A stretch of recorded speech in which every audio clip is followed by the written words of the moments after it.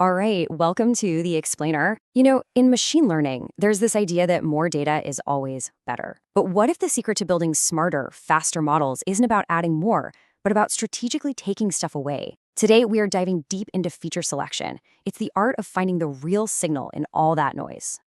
So, let's kick things off with a question that seems almost simple, right? Is more data always better? It's a super common assumption, but in the world of machine learning, the answer is a huge, resounding no. See, when you feed a model irrelevant or just plain redundant information, what we call noise, it doesn't just get ignored. It can actually confuse the model and make it perform worse. Okay, so here's our game plan. We'll start by really understanding this data overload problem. Then, we'll define what feature selection actually is. After that, we'll get into the good stuff, the three main methods you can use. We'll see how it all works in practice, and finally, we'll look at the big payoff, why this all leads to way smarter models. All right, let's jump right into our first section, the data overload problem. To really get why we need to be so selective, we first have to appreciate why just throwing more data at a problem isn't always the answer. I mean, think about it like this. Have you ever tried to have a conversation in a really loud, crowded room? It's almost impossible, right? You can't focus on the one voice you need to hear. Well, that's exactly how a machine learning model feels about noisy data.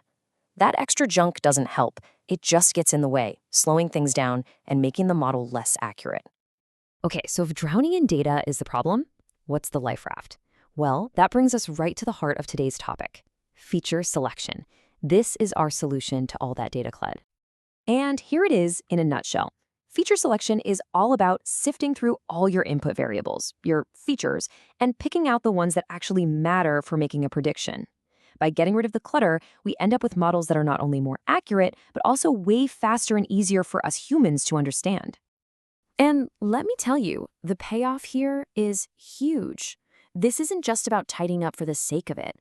We're talking about better performance, faster training times, models that are easier to interpret, and, this is a big one, they cost less to run.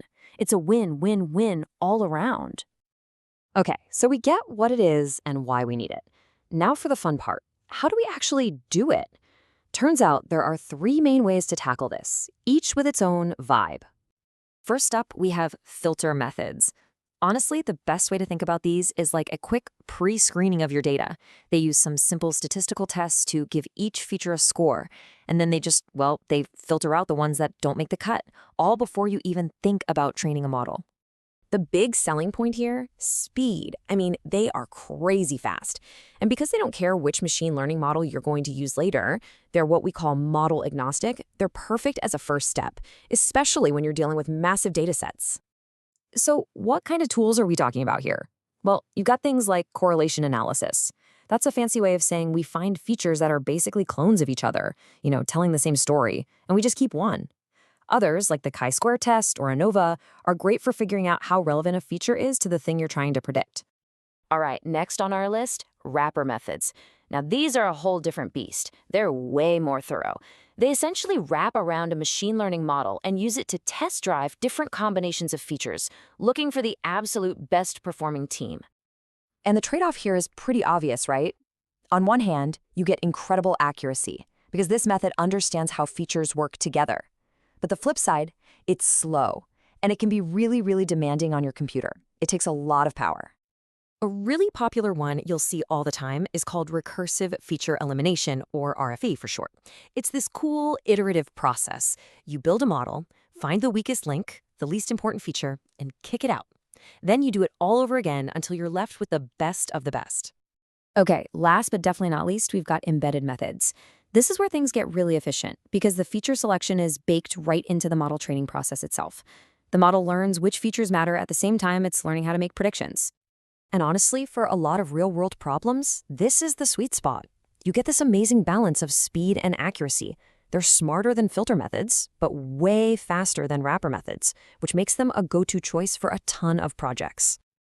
A couple of superstars in this category are Lasso regression and tree-based models like random forest. Lasso is brilliant. It actually shrinks the importance of less useful features, sometimes all the way down to zero, effectively kicking them out. And random forest, it just naturally gives you a ranked list of which features are the most powerful. Super handy. So this table really lays it all out perfectly. Think of it as your cheat sheet. If you need pure speed, you go with filter methods. If you have time and resources and you're chasing every last bit of accuracy, wrappers are your friend. But for that perfect sweet spot in the middle, embedded methods are usually the way to go. All right, enough theory. Let's get our hands dirty and see what this actually looks like when you're working on a real project. So how would you actually approach this? Well, here's a pretty standard workflow. You'd start with some basic cleaning, getting rid of useless columns, fixing missing data, then maybe a quick pass with a filter method to weed out any obvious duplicates. From there, you could bring in the heavy hitters, like a wrapper or embedded method to really zero in on your final set of features before you train and test your final model. And believe me, this isn't just some academic exercise. This stuff is happening everywhere, all the time. Retail companies use it to figure out what makes a customer leave. Banks use it to pinpoint the biggest factors in credit risk. And in healthcare, it helps models focus on a patient's vital signs, not their patient ID number.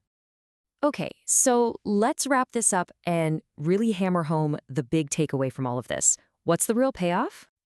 At the end of the day, it really all boils down to this one simple idea.